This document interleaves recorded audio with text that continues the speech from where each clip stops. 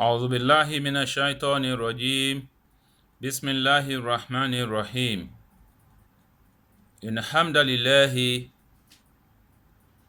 نحمده ونستعينه ونستغفره ونعوذ بالله من شرور أنفسنا ومن سيئات أعمالنا من يهده الله فلا مضل له ومن يضلل فلا هادي له وأشهد أن لا إله إلا الله وحده لا شريك له وأشهد أن سيدنا محمدا عبد الله ورسوله اللهم صل على سيدنا محمد وعلى أهل سيدنا محمد كما صليت على سيدنا إبراهيم وعلى آل سيدنا إبراهيم اللهم ارحم سيدنا محمدا وعلى سيدنا محمد كما رحمت سيدنا إبراهيم وعلى سيدنا إبراهيم اللهم بارك على سيدنا محمد وعلى آل سيدنا محمد كما باركت على سيدنا إبراهيم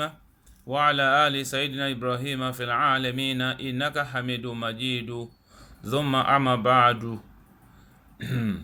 adúpẹ́ fún Ọlọ́run ọba atọrọ ìkẹ́ àtìgẹ̀ fún aláyé lọ́run aṣíwájú ayé ànábì wa Muhammadu sallallahu ta'ala alayhi wa sallam. Ọlọ́run bá ní ṣèkẹ́ àtìgẹ̀ àpèlékún ọ̀pọ̀lọpọ̀ ìkẹ́. Ọlọ́run jẹ́ kó òjò ìkẹ́ òjò ìgẹ̀ jẹ́ kó máa rọ̀ sórí kọ́bùrù ànábì wa Muhammad sallallahu ta'ala alayhi wa sallam. tó alákọ̀ọ́kọ́ ń bẹ̀ a kí gbogbo wa wípé a kú àsìkò ọdún, a kú ọdún, a kú ìyèdún, a kú àsìkò ọdún.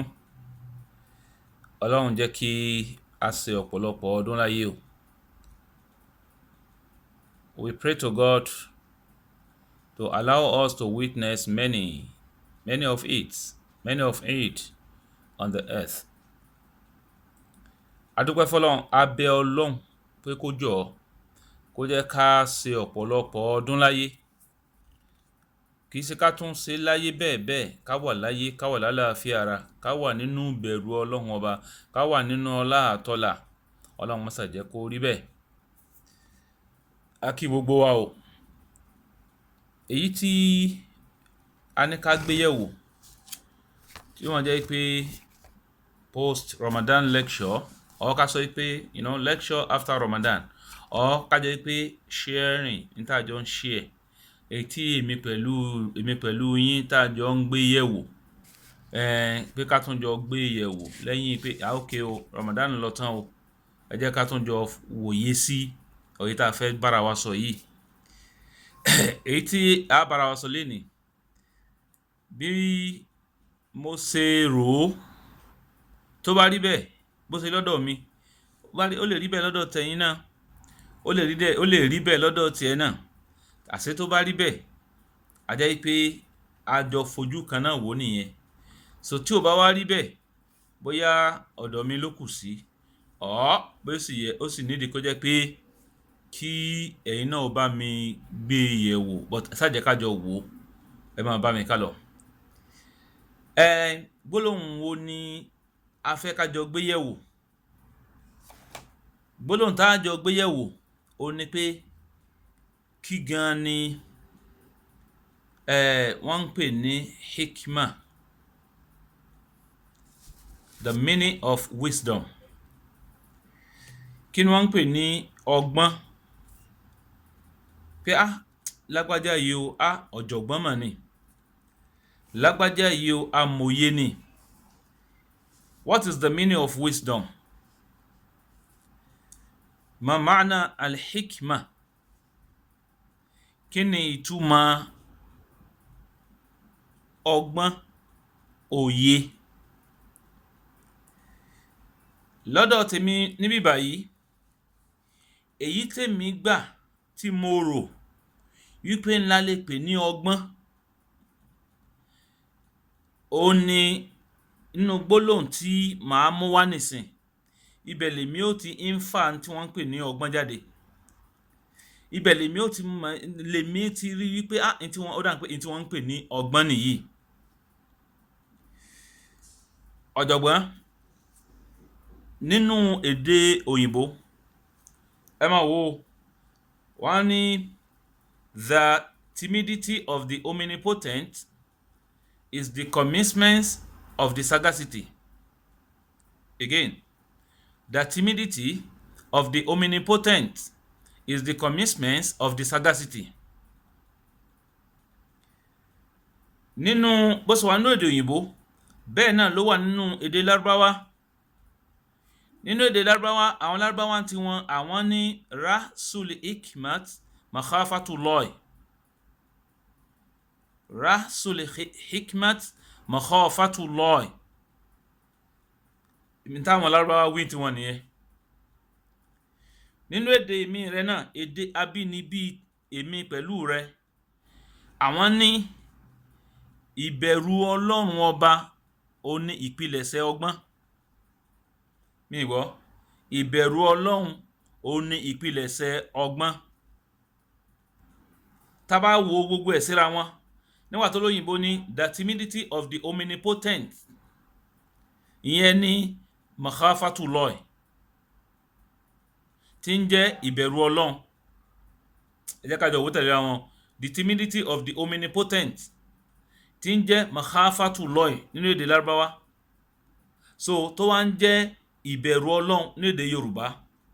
Kí wọ́n làwọn olóyìnbó wí wọ́n ní is the commencement of the sagacity.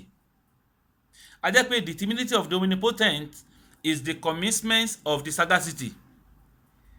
So ìbẹ̀rù Ọlọ́run ọba ìlàwọn olóyìnbó ní ó ní ìpilẹ̀ṣẹ̀ ọgbọ́n. A jẹ́ pé tá bá wò pé èèyàn gbọ́n o pé ẹni tó bá gbọ́n pé olóye o ọlọ́gbọ́n a jẹ́ pé ẹnu ibi tí a ti rí ni pé yóò jẹ́ olùbẹ̀rù Ọlọ́run. Again àníṣe ẹni tá pè ní ọ̀jọ̀gbọ́n tá pè lọ́lọ́gbọ́n a jẹ́ pé ẹni tẹ̀kíyù ni ẹni tó máa jẹ́ olùpáyà Ọlọ́run òun ló máa jẹ́ ọ̀jọ̀gbọ́n. The timidity of the omnipotent ìbẹ̀rù Ọlọ́run ọba is the commencement of the sagacity. Òun náà ni ìpilẹ̀ṣẹ̀ ọgbọ́n lọ́dọ̀ àwọn olóyìnbó nìyẹn. A jẹ́ pé kò sí tá ń pè lọ́gbọ́n àfi kéèyàn ó jẹ́ olùbẹ̀rù Ọlọ́run ọba. Lọ́dọ̀ àwọn lárúbáwá rasul hikmat makhafatullahi bima'na makhafatullahi hiya rasul hikmat. Ó ní pé makhafatullahi ìbẹ̀rù Ọlọ́run ọba òun náà ni ìpilẹ̀ṣẹ̀ ọgbọ́n rasul hikmat ìpilẹ̀ṣẹ̀ ọgbọ́n. Yorùbá ìbẹ̀rù Ọlọ́run ẹnẹ́wò ìbẹ̀rù Ọlọ́run ó ní ìpilẹ̀ṣẹ̀ ọgbọ́n àfẹ́ lágbájá gbọ́n yóò jẹ́ olùbẹ̀rù Ọlọ́run ọba ni. Ok tí èèyàn bá ti wá bẹ̀rù Ọlọ́run kọ́ kí wọ́n lápẹ̀rù ẹni bẹ́ẹ̀ ṣe pé tá bá ní ọ̀jọ̀gbọ́n so aksu rẹ̀ náà ni pé òmùgọ̀. A jẹ́ pé téèyàn ò bá ti bẹ̀rù Ọlọ́run èèyàn dòmùgọ̀ nìyẹn. So kí ni ó fà á tí a fẹ́ fi mú kí ni a fẹ́ fi mú rú ọ̀rọ̀ ìbáyìí wá lásìkò yìí ó ní wípé ẹ jẹ́ ká jọ wòye sí oṣù tá a jọ tèmi pẹ̀lú ẹjọ́ lò tán. Ẹ wo tí èmi pẹ̀lú ẹ̀ tá a jọ ṣe nínú ẹ̀. Oṣù Ramadana ẹ rí pé gbogbo ìbádà lọ́sàn-án lóru à ń yan náfílà à ń gbààwẹ̀ bá ti rí nǹkan mahromat á sáré sá fún ìwòkuwò á gbójú kò ń bẹ̀ ìgbọ́kùgbọ́ á gbé tiwa kò ń bẹ̀ ìsọkúsọ à ń kẹnu wá ró. As we respect that month of Ramadan, so we need to respect the rest of the month. So bá ṣe respect oṣù yẹn tá a kóra dúró tá a bẹ̀rù Ọlọ́run ọba nínú rẹ̀ a jẹ́ pé the rest of months 11 months tó kù yẹn náà so we need to continue yẹn pé characters wa attitude tá a lò ní Ramadan yẹn so let us keeping it doing the same, even more better. Ramadan wá ó ti lọ, Ramadan lọ. That's one doesn't mean wípé after Ramadan o, nígbà tí Ramadan ti wá lọ tán o, then a wá gbé tẹ́kùwá a wá gbé kalẹ̀. Ṣé èèyàn máa ń jẹ́ ọlọ́gbọ́n kó tún wá padà wá yá kó tún wá dòmùgọ̀? Ẹ má jẹ́ ká jẹ́ òmùgọ̀, ẹ má jà á jọ gọ̀ síra wa. Má gọ̀ síra rẹ̀, má gọ̀ síra rẹ̀, èmi náà ò ní gọ̀ síra mi. Báwo ni mi ò ṣe ní gọ̀ síra mi? Báwo ni wọn náà ò ṣe ní gọ̀ síra rẹ̀? O ní pé kó drop àwọn dáadáa tó ń ṣe, kó drop ìbẹ̀rù Ọlọ́run tó ní nínú Ramadan. Kó wá drop ẹ̀ kó sọ pé yes Ramadan, okay Ramadan ti lọ, now I'm free. Kó wá lọ gbégbá ìwà ẹ̀ṣẹ̀, kó wá bẹ̀rẹ̀ sí mú àwọn ìwà míì pọ̀n níwà tí ó jọ tó pé nígbà Ramadan dé ọ̀fílẹ̀ you totally dropped it. So why now? Do we need to continue? Do we need to to start again? No. Rasul hikmat makhafatullah. So ìbẹ̀rù Ọlọ́run ọ̀jọ̀gbọ́n, ẹ jẹ́ ká kémi pẹ̀lú ẹ̀ ó jọ di ọ̀jọ̀gbọ́n. Sorry, ọ̀jọ̀gbọ́n tí Ramadan náà sọ wá dà yẹn. Let's continue. Ẹ jẹ́ ká máa bá lọ bá ní. Ká jọ máa lo ọgbọ́n sẹ́mọ̀. Kéèyàn ó jọ̀jọ̀gbọ́n. Ẹ pé ó dùn lẹ́nu, ó dùn wí. Yorùbá gan tó máa wò pé ìwọ ṣe wá gọ̀ báyìí. Ẹ pé ó korò létí. Ìwọ ṣe wá gọ̀ báyìí. Ọlọ́run gan ò fẹ́ ká gọ̀. Ọlọ́run ò fẹ́ ká gọ̀. Ọlọ́run fẹ́ ká gbọ́n. So kò wá sí tí èèyàn fi lè gbọ́n. Àyàfi kó jẹ́ pé èèyàn ó bẹ̀rù Ọlọ́run ọba tó dá èmi. Ọba tó dáwọ́ tó ń wò mí. Sọrí bọ́ sí ń wò mí. Sọmọ yìí pé Ọlọ́run kan, Ọlọ́run ló jọ dá gbogbo wa. Yeah. Nígbà tó wá jẹ́ pé Ọlọ́run ló dá mi tí wọ́n náà sì mọ̀. Tó jẹ́ pé Ọlọ́run ló dá tí wọ́n náà sì mọ̀. Tó jẹ́ pé Ọlọ́run ló dá ẹnì kọ̀ọ̀kan wa tí ogun wa dẹ̀jọ́ mọ̀. So I jẹ́ pé there's no need, there's nothing remain for us than to to follow all the rules and regulations. Kakama tẹ̀lé àṣẹ rẹ̀ lọ. We've already adapted, and following all the rules and regulations. Okay, let's continue. Both easy as it was easy for us during Ramadan. So if we continue keeping it, performing it, practicing it, a padà rí pé yóò padà ọkọ̀ àlámà easy náà ni. For example, ìrun kíkí, ìrun wákàtí márààrún. Bí a ṣe ń kí nínú Ramadan, tá jẹ́ kó já. So we can still continue praying it. Nírú system tá ń lò nígbà táwa nínú Ramadan yẹn, tẹ́kẹ́tà ti gbọ́ Allahu Akbar, a lọ mosque ni, a lọ kírun. So ó possible bẹ́ẹ̀ náà. Ní jáde kúrò nínú ilé tá wà yẹn. Ẹ má jẹ́ ká jáde ká tún bọ́ta. Ní jáde, táwa ti lè jáde, a kúrò lọ́jọ̀gbọ́n, a dòmùgọ̀ báwọn. So ká má jáde kúrò nínú ilé, ìbẹ̀rù Ọlọ́run tá wà. Opportunity ní Ramadan tó wà yẹn, ó ti sọ yárọ̀ wa. Ó ti tún wa ṣe, ó ti tún wa rọ. Ó ti sọ wá di ẹrú ẹ̀. So ká wá kóra dó báwọn. In the next 11 months or 12 months, a tún ní pé Ramadan mi tó dé. So tá bá lè kóra dó, a kàn máa lọ lórí ìṣesí yẹn. Tẹ́lẹ̀ rí tẹ́lẹ̀, Shaitan òun ló ń disturb. And don't let us give him chance again in our life. Into fi lè mú wa tá fi lè lo the whole Ramadan bá a ṣe lò yẹn pẹ̀lú tẹ̀lé t'Ọlọ́run ọba tá fi lè lò bẹ́ẹ̀. A jẹ́ pé we can still continue behaving in a normal way. We can still continue praying. We can still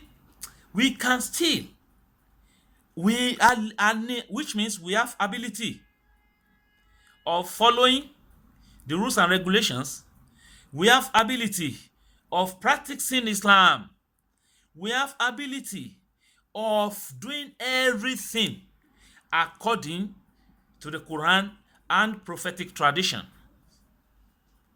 so a ní agbára láti ṣe nìyẹn. So the only what remains ó kàn ní pé kákànra dúró ká remain lórí bá ṣe wà yẹn kára mọ́ ṣe lọ bẹ́ẹ̀ ká má fún shaitan láyè láti penetrate wara wa mọ́ again. So gbogbo ọjọ́ ayé lè jẹ́ Ramadan ó lè má jẹ́ oṣù Ramadan but can still be Ramadan. What is Ramadan? Kí ni tó wà nínú Ramadan? What makes Ramadan to be different from other months? So you will only see that in Ramadan everybody we submit ourselves to God. We close to Him. We listen to Him. So just do like that. Orí Anabi Ibrahim ó dúró sínú ilé báwọn ó dúró síbẹ̀ kò jáde ló jẹ́ kó sọ pé inna salati wa nusuki wa mahyaya wa mamati lillahi rabbil alamin. Ó sọ pé gbogbo the whole of his life pátápátá ó ní t'Ọlọ́run ọba ni, ìrun mi ni, àwẹ̀ mi ni, mo yọ sàká ni, mo lọ hajj ni, mo ṣe gbá ni, gbogbo tó ń bá ṣe pátá ó ní lillahi rabbil alamin ti t'Ọlọ́run ọba ni. So taqwallahi ó ní rasul hikmah. Abegbo, the timidity of the omnipotent is the commitment of the sagacity. The commitment of the sagacity is the timidity of the omnipotent. So, pé mo gbọ́n, ìbẹ̀rù Ọlọ́run ni. Sẹ́ni gbogbo àwa tá a máa ń pè lọ́gbọ́n, àwọn nǹkan míì tá a máa ń pè lọ́gbọ́n, in tó bá ti yàtọ̀ sí t'Ọlọ́run, tó yàtọ̀ sí pé títẹ̀lé t'Ọlọ́run ọba, tó yàtọ̀ sí títẹ̀lé Rasulullahi sallallahu alaihi wasallam, tá bá ti lè follow méjèèjì, tó wẹ́ pé a bá ti ń dá ọgbọ́n mi kò ń sọgbọ́n, ìjàmbá ni Yorùbá máa ń pè. For example, ẹni tí ó mú ẹ̀tọ́ ẹlẹ́tọ̀ọ́ mọ́ tiẹ̀, ṣé ọgbọ́n nìyẹn? Yóò wá kàkún pé smart, so pé smartness nìyẹn, I'm very smart. Smart kankan. Ó mú ẹ̀tọ́ ẹlẹ́tọ̀ọ́, ẹ̀tọ́ tó ń ṣe tiẹ̀, nǹkan tó ń ṣe tiẹ̀ ó sọ di tiẹ̀. So, and you are claiming that yes, this is what they call smartness. No. Nǹkan pè ní smartness kan nìyẹn. So, àbí ó rò pé ọkàn lọ́dọ̀ tiẹ̀ ìwọ ló fún ní time, ìwọ ló time ẹ̀ báyìí ká. No. Just, very simple. Ọlọ́run la bẹ̀rù. Ẹ jẹ́ á lékún ní bẹ̀rù Ọlọ́run. Ramadan ló lọ. Visitor ní tẹ́lẹ̀, ó dé wá bá alálejò ni, ó dẹ̀ ti lọ. And before it come back, it will take some months kó tó padà wá. So, but Ọlọ́run ò lọ, ẹ mọ̀ pé there is tendency wípé the next Ramadan kó mọ̀ báyìí láyé ṣe àpò wà. Do we need to wait for the next Ramadan? Wípé Ramadan ní kú tí ń bọ̀.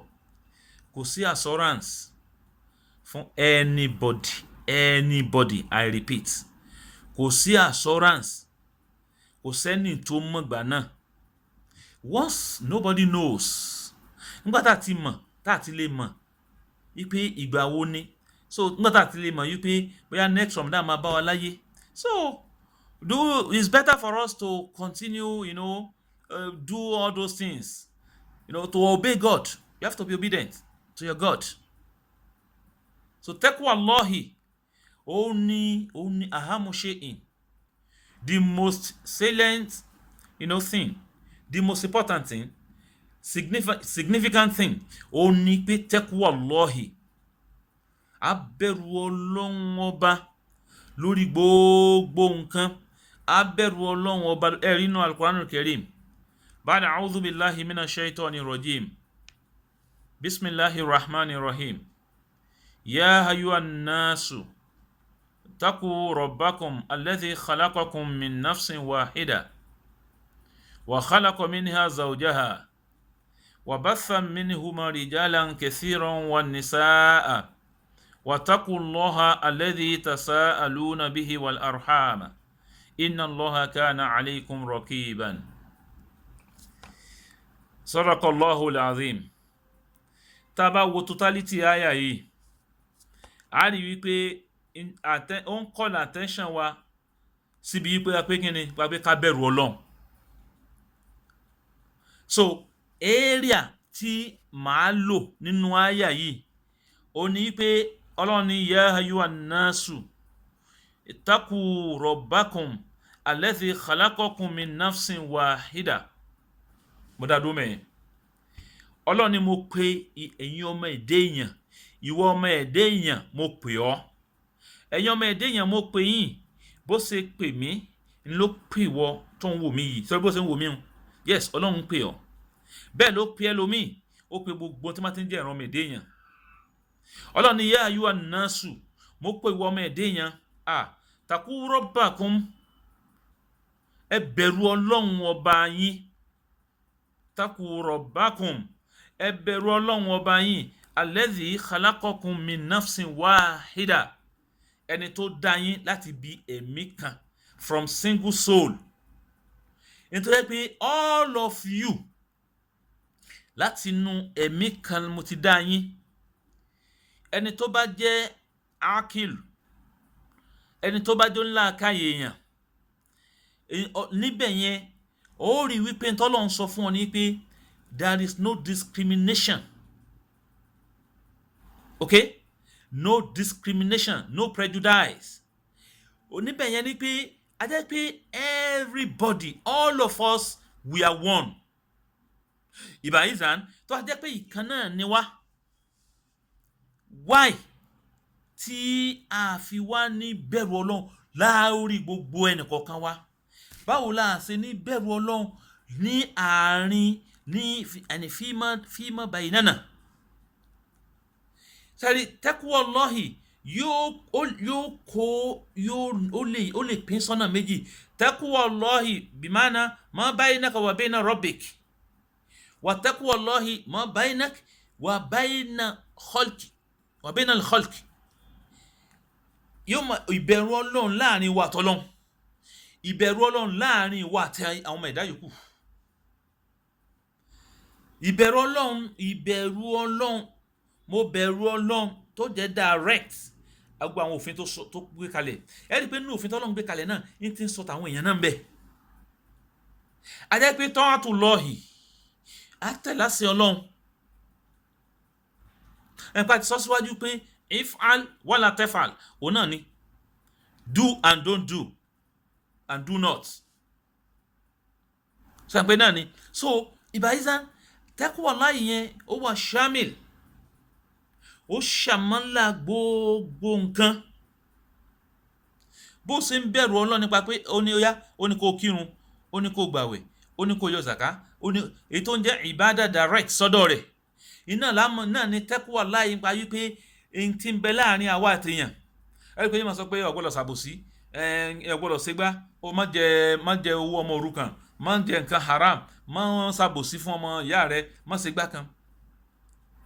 So níbẹ̀ yẹn a jẹ́ pé totality hayatu wa, the totality of my life, the totality of your life, the totality of every single soul life nínú taqwallahi ló gbọ́dọ̀ wà, nínú bẹ̀rù Ọlọ́run ló gbọ́dọ̀ wà. A bẹ̀rù Ọlọ́run, ẹ jẹ́ ká bẹ̀rù pé ẹ bẹ̀rù Ọlọ́run, ẹ bẹ̀rù Ọlọ́run, ẹ bẹ̀rù Ọlọ́run, ẹ tẹ̀lé àṣẹ rẹ̀, nítorí pé n tí ń bẹ lẹ́yìn téèyàn ò bá tẹ̀lé àṣẹ rẹ̀, ó ti sọ ọ̀pọ̀lọpọ̀ ọ̀rọ̀ wípé tẹ́ ẹ bá kọ̀, tẹ́ ẹ bá tẹ̀lé àṣẹ mi, ìyà ń bẹ. Tẹ́ ẹ bá kọ̀, tẹ́ ẹ bá ṣàbòsí, ìyà ń bẹ. Tẹ́ ẹ bá kọ̀, tẹ́ ẹ gbọ́n tèmi Ọlọ́run bá wí, ìyà ń bẹ. So ẹ jẹ́ kí ká lékún níbẹ̀rù Ọlọ́run lórí gbogbo nǹkan. Ṣé rí bá ṣe sọ̀rọ̀ ẹ̀yìn nínú Ramadan táwọn sá fún pé a fẹ́ kí àwẹ̀ wa ó bàjẹ́. Nígbà tí ò sí Ramadan náà mọ́, ká stop ẹ̀ náà, ká má sọ̀rọ̀ ẹ̀yìn. Bá a ṣe sábúrú tá a kóra dúró, ẹgbẹ́ ní Ramadan everybody ó kóra dúró. Bá a ṣe sábúrú nínú Ramadan ká stop ẹ̀, ká má ṣe mọ́ nígbà tí ò sí Ramadan náà mọ́. Oríṣiríṣi ilẹ̀ àwọn ọmọdé èèyàn pín sí. Àwọn kan bẹ tó pé àtọ̀sán àtàlẹ́ wọn ò nírònú míì ju wípé nǹkan tó dáa bí ó ṣe bàjẹ́ lọ. Wọ́n wá respect oṣù Ramadan. Tí Ramadan bá ti lọ tán, wọ́n tún lọ rí ibi tí wọ́n fi kọ́. Wọ́n lọ rí padà níbi tí wọ́n fi kọ́. There's no need for that. Ìwọ tó ẹ pé ntí ṣẹ̀tánì kí o wá sí láyé ntí ẹ̀, o ní bó ṣe mọ́ bá tọmọlàkejì jẹ́. For example, gbogbo tí ń bẹ lọ́wọ́ tiẹ̀ láyé, gbogbo nǹkan tó fi mọ́ bayé jẹ́, ìwọ ló rẹ̀ nìkan tó fẹ́ dáa fún lágbájá báwo ló sọ fẹ́ dáa fún ju èmi lọ, ó yá ẹ jẹ́ ká wá ń tá fi bayé ẹ̀ jẹ́. Ìwọ tó ẹ pé o ní àṣírí dáadáa kan lọ́wọ́ tó fi lè jókòó, tó fi lè bẹ Ọlọ́run pé káyé ó má dàrú, wípé kí nǹkan tó ń dàrú báwo ni ó ṣe tò, tó pé gbogbo tí ń bẹ lọ́wọ́ tiẹ̀ àfi bí ogun tó pé gbogbo tí ń bẹ lọ́wọ́ tiẹ̀ àfi bí ó ṣe dojú ayé rú. Gbogbo tó ń bẹ lọ́wọ́ tẹ́ pé o ò ní nǹkan míì, o wá rí nǹkan kan míì dá nǹkan dáadáa kankan tó lè contribute sáyé. So ọdún pé nígbà tí Ramadan dé, ọ̀rá hold on, ọwá ń retí pé kí Ramadan sátàn kó lè tún bẹ̀rẹ̀ padà. There's no need for you to start again. Okay?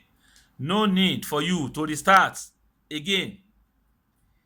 So bó ṣe kóra dúró ní Ramadan yẹn tó dúró yẹn, máa dúró lórí ẹ̀, wá máa bá t'Ọlọ́run ọba lọ bẹ́ẹ̀. Torí bí tó padà torí end. Sọ pé bá ń ṣe yẹn nígbà tó bá tán, sọ pé end yẹn yóò máa jẹ́ beginning ni. End ilé yóò máa jẹ́ beginning hayatu mi. End tó ń wà, sorry, end ogun tá bá ń ṣe, end ogun tá ń ṣe yóò jẹ́ beginning ẹ̀san. Tó bá ti end, ó máa jẹ́ beginning ẹ̀san ni. Bó jẹ́ pé end ayé, sọ pé ní bidaya qiyama. So ayé sì ni darul amal ni. So tá bá ti wá lè tán, ẹ̀san lókù tí ó tẹ̀lé báyẹn. So tí a bá wá ní nítorí gbogbo nǹkan tí ò dáa, torí pé billah alaik, ìwọ náà, you can use your brain, I want you to ponder. You just ponder on what you have been doing ní nǹkan tí ò dáa. Ó rí pé tí wọn náà bá wò, wá rí pé o rí nǹkan achieve fún bẹ́ẹ̀. Bí ọmọlọ́mọ kan lọ target tó sá wo mọ́, wá rí pé at the end of the day, ní tí wọ́n kọ fọ́mọ yẹn gẹ́gẹ́ bí kọ́dàrú, ó padà ń ṣe náà ni. So instead of you to waste your whole life lórí nǹkan tí ò dáa, padà sínú bẹ̀rù Ọlọ́run, máa lo ayé ẹ lọ, wà ní rọ́hà, ọkàn rí ó balẹ̀. Bá ṣe wà nínú Ramadan yẹn, ẹ jẹ́ ká continue bẹ́ẹ̀. Ẹ rí wípé tó bá jẹ́ pé ọmọ èdèyàn tẹ́kọ̀ bá dúró lórí pítẹ̀lé t'Ọlọ́run ọba ni, ẹ rí pé ayé ò bá tó. Tó bá jẹ́ wípé gbogbo wa, tó bá jẹ́ pé èmi mo ṣe dúró àti ìwọ àti everybody tájọ́ mẹ̀dẹ́yà tá wà láyé, tó bá jẹ́ pé dáadáa ni gbogbo wa bá ń ṣe, ẹ rí pé ayé tó rò. Wallahi. Ẹ rí pé nínú àdìsí kan, wọ́n ní Ànábì ní irhamu man fil ardi yarhamukum man fis samahi. Irhamu man fil ardi yarhamukum man fis samahi. Ẹ ṣàánú àwọn tó wà lórí ilẹ̀, káwọn tó wà sánmà náà lè máa ṣàánú ẹ̀yin náà. Àánú Ọlọ́run ni ò sí mọ́, ìbẹ̀rù Ọlọ́run ni ò sí mọ́ lórí ilẹ̀ ayé, ló jẹ́ kí gbogbo nǹkan dàrú. Ìgbà tí ò ti sí taqwallahi mọ́ lórí ilẹ̀, wọ́n yọ sọ́ọ̀kì, wọ́n ti ilẹ̀kùn àánú náà lókè. ẹ̀rọ Ọlọ́run ẹ̀rí pé Ọlọ́run ní inna Allaha la yughayyiru ma bi qawmin hatta yughayyiru ma bi anfusihim. inna Allaha la yughayyiru ma bi qawmin hatta yughayyiru ma bi anfusihim. tọ́mọ ẹ̀dá èèyàn ò bá ti yẹ kò gbò, tí ò bá ti yẹ tí ó gbò lẹ́ni tí ṣe dáadáa, Ọlọ́run náà ò ní yẹ kò ní gbò lẹ́ni tí ó mọ̀ sí dáadáa padà sẹ́ni náà. tèmi pẹ̀lú rẹ̀ tá a bá ń jẹ́ aláàánú, tá a bẹ̀rù Ọlọ́run lórí gbogbo nǹkan, tá a ń ṣàánú ara wa, a rí wípé wọ́n mọ̀ ṣàánú àwa náà. ìwọ̀nba díẹ̀ tá a practice nínú Ramadan, ẹ wo bí ayé ṣe tutù. ìwọ̀nba díẹ̀ tá a practice nínú Ramadan, ẹ wo báyé ṣe rójútù, báyé ṣe rójú. nínú Ramadan àwọn masakinu náà ó gbádùn. nínú Ramadan láti ń tọrẹ. ẹ rí i pé ó yá ìfitọ́rù níbí, ìfitọ́rù lọ́n, sàhórù níbí, sàhórù lọ́n. ẹni tí ò ní tí ó fi gbàwẹ̀, Meidat Rahman wọ́n gbé síbì kan, ẹ máa lọ, yóò lọ, ó níbi tí ó ti sínú, yóò tún rí ní tí ó tún fi jẹ sàárì. àjẹ́ pé tábà wá kọ̀ntínú bẹ́ẹ̀ náà, àjẹ́ pé ẹni tí bí ó pa kéré. nínú Ramadan láti máa rí tó lówó tó àwọn èèyàn máa yọ zakat, ẹ máa tọrẹ àánú. so tí a bá ń ṣe bẹ́ẹ̀ lọ, Ọlọ́run rọ̀zákù ni, kò ní dáwọ́ àánú ẹ̀ dúró lókè báwọn. àánú yóò máa sọ àánú ẹ̀ kalẹ̀. ẹni tó ní yóò máa nílò báwọn, everybody ó wà nínú rọrùn, but I mean hold on, mo hold it ní bẹ lọ́wọ́ mi ò filẹ̀. ó wá jẹ́ kí gbogbo èrò lé. ẹ jẹ́ ká bẹ̀rù Ọlọ́run, ẹ má jà kú lórí ìbẹ̀rù Ọlọ́run. sẹ́rí ń ta kọ́ nínú Ramadan yẹn, ẹ jẹ́ ká continue, ká máa bá lọ bẹ́ẹ̀. The timidity of the omnipotent is the commitment of the sagacity. I repeat it. Rasul hikmat makhafatullahi. ìbẹ̀rù Ọlọ́run ọba ó nípìlẹ̀ṣẹ̀ ọgbọ́n. ẹ jẹ́ á bẹ̀rù Ọlọ́run o, ẹ jẹ́ ká bẹ̀rù Ọlọ́run, ẹ jẹ́ á lékún ní bẹ̀rù Ọlọ́run, ẹ jẹ́ á ṣàdúrà k'Ọlọ́run kó ṣe wá lẹ́rú tí ó mọ bẹ̀rù ẹ̀. ẹ jẹ́ ká ṣàdúrà kó ṣe wá lẹ́rú tí ó mọ bẹ̀rù ẹ̀, kí ó má jẹ́ wípé Ramadan ó lọ àwa bọ́ sínú nǹkan míì. Ramadan ti lọ tó tọ́, bọ̀tọ̀ Ọlọ́run ọba ò lọ́bi kankan. God is there, kò lọ́bi kankan. Ramadan ló lọ, Ọlọ́run ọba dúró kò lọ. ẹ jẹ́ ká bẹ̀rù ẹ̀, ká lékún ní bẹ̀rù Ọlọ́run. dáadáa tá à ń ṣe Ramadan tá a ti kọ́, ẹ jẹ́ ká máa bá lọ bẹ́ẹ̀. Ọlọ́run mọ́sá gba gbogbo dáadáa tá a bá ṣe, Ọlọ́run kó gbà lẹ́sìn fún wa, kó gbà, kó tẹ́wọ́ gbà wá, kó Ọlọ́run kó tẹ́wọ́ gbà wá, kó ṣe wá lẹ́rú tí ó máa bẹ̀rù rẹ̀. tí mo bá ń bẹ̀rù ẹ̀, tí wọ́n náà ń bẹ̀rù Ọlọ́run, kò ní sí wàhálà láyé. kí ló fa wàhálà? àìsí bẹ̀rù Ọlọ́run ni. kí ló fa fìtínà? àìsí bẹ̀rù Ọlọ́run ni. kí ló dé tí wàhálà fi ń ṣẹlẹ̀ lọ́tún lósì? ìbẹ̀rù Ọlọ́run ni ò sí mọ́. tá bá bẹ̀rù Ọlọ́run, á gbádùn. tá bá bẹ̀rù Ọlọ́run, á gbélé ayé rọrùn. tá bá bẹ̀rù Ọlọ́run, gbogbo nǹkan ó rọrùn. yóò rọrùn fún mi, yóò rọrùn fún wọn náà tó ń wò mí, yóò rọrùn fún wọn tó ń wò mí, yóò rọrùn fún mi tí mò ń sọ, yóò rọrùn fún ẹnì kọ̀ọ̀kan wa. ká má gbàgbé wípé the timidity of the omnipotent is the commitment of the sagacity. Once again, the timidity of the omnipotent is the commitment of the sagacity. Rasul hikmat makhafatullah. Again, Rasul hikmat makhafatullah.